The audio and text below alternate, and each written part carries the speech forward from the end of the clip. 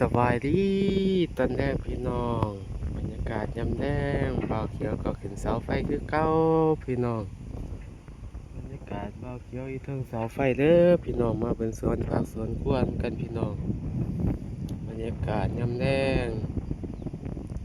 บ่าวเขียวก็ยังอยู่เทิงเสาพี่น้องฝากเป็นกำลังใจบ่าวเขียวลมก็ลมแห้งเป็นแห้งพี่น้อง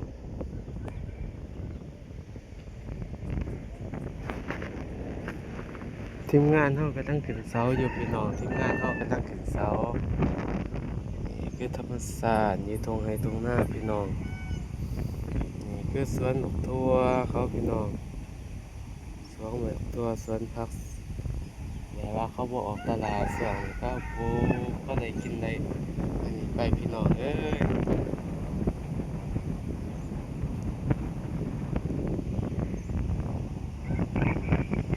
ฝากเป็นกำลังใจฝากคนรับคนไทยให้บ่าวเขียวทำให้ได้พี่น้องมือใหม่ หนาไปกระสุนยาทวนอยู่เทิงเสาไฟพี่น้องเลยฝากเป็นกำลังใจในอยู่ตรงไหนตรงหน้าคือเก่า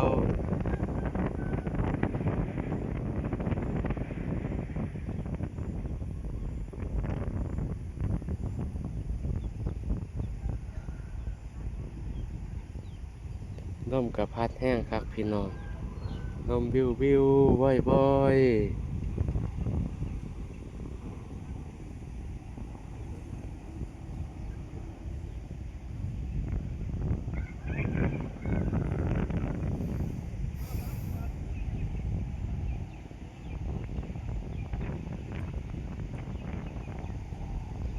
อยู่แบบธรรมศาสตร์